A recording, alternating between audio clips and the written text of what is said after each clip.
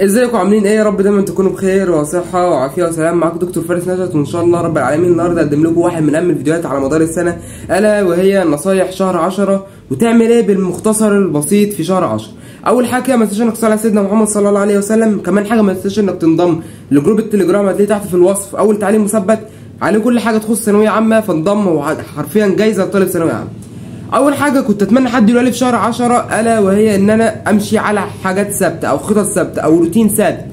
ليه بقى؟ لان العشوائيه هتضرك، ولكن هي مش هتضرك على المدى القريب او مش في الشهر ده او الشهر الجاي، لا هي هتضرك على المدى البعيد. يعني على اخر السنه كده على المراجعات ان هي هتبدا تحس ان العشوائيه دي دمرتك. ليه بقى؟ لان العشوائيه دي هتيجي تبص تلاقي نفسك مثلا لسه ما بداتش منهج، لسه بتدور على حاجه معينه، فانت العشوائيه دي تكركب لك حاجه. حاول تنظم يومك، حاول تنظم يومك، تاخد مع مدرس ثابت. انا بفهم مثلا من مستر عبد المعبود في الفيزياء اكمل معاه لحد اخر السنه، بفهم مثلا من كتاب الوافي شرحي في الكيمياء يبقى اكمل مع كتاب الوافي شرحي في الاخر لحد الاخر. في الحال حاول تختار اكتر من كده عشان تبدا انك تنظم دنيتك. تاني حاجه الا وهي مهمه جدا في شهر 10 التوتر والضغط النفسي. ايه بقى هي التوتر والضغط النفسي؟ انت داخل دلوقتي على نص الترم الاول، ما هو شهر 8 و9 عدوا و10 11 12، يعني انت كده شهر 10 ده هو الفقره اللي في النص ما بين شهر 8 و9 وشهر 11 و12، فانت كده في نص الترم الاول. فلو شهر 10 عدى منك وانت مراكم الحاجات دي او ما بداتهاش خالص، فانت كده خلاص الترم الاول ضاع عليك. هتلاقي نفسك دخلت في شهر 11 والشتاء يومه قصير والليل بتاعه طويل، فهتلاقي الدنيا البقره بتكر معاك. فحاول انك تستغل شهر 10 في انك لو مراكم اي حاجه تبدا انك تنجزها على طول وتقسمها. تقسيم الحاجه في المراكمه دي هتفيدك جدا. يعني مثلا عندك مثلا وليكن فصلين كيمياء، 3 فصول كيمياء، 4 فصول كيمياء مراكمهم، ده مش واقعي لان انت اصلا ما خدتش غير فصل. انا بقول لك مثلا حاول انك تقسمهم. النهارده اخد الدرس الاول في الفصل الاول، بكره اخد الدرس الثاني في الفصل الاول، الدرس الثالث بعده، وهكذا. مش اجي النهارده لا انا اخلص الفصل الاول كله، ده غلط. قسم المتراكم صح عشان تبدا انك تنجزه.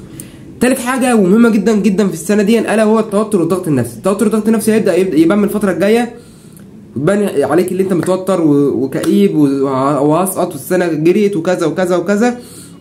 فانا احب انصحك واقول لك ان انت لازم ولا بد تهدي نفسك وتنجز. يعني لسه قايلك لو انت مشيت على الخطوات اللي قبل كده مش هتلاقي معاك حته التوتر والضغط النفسي دي ظهر معاك.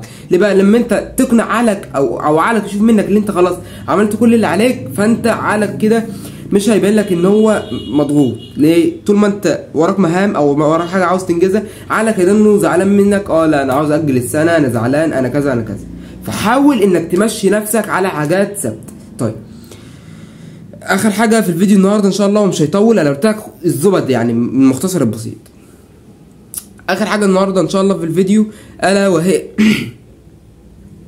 وهي ان انت في شهر 10 كده ما تنساش ان انت تحل اكتر من مصدر، تحل اكتر من مصدر في كل المواد، عشان لما تيجي على نهايه الترم تقفل ورقك تلاقي نفسك مذاكر وعندك حصيله لغويه. كمان حاجه مهمه جدا جدا، اي معلومه جديده تقابلك اكتبها في كتاب الشرح، هتفيدك وهترجع لها بعدين وهتلاقي نفسك بترجع لها غصب عنك، هتقابلك بعد كده كتير. والحاجه اللي تعب فيها ما تعبش فيها تاني. عاوز اتكلم معاكم على اخر حاجه ان شاء الله رب العالمين، الا وهي اكاديميه الرحله. اكاديميه الرحله هتبدا انها تقدم دعم نفسي وعلمي للطالب. لو انت عاوز تنضم ليها وتعمل جداول وتظبط دنيتك، عاوز تنضم ليها ما تنساش انك تتواصل على الرقم اللي يظهر قدامك او تتواصل على الرقم اللي يظهر تحت في الكومنتات. وان شاء الله يعني نكون على قدر المسؤوليه. وبس كده، وبالتوفيق ان شاء الله رب العالمين. سلام.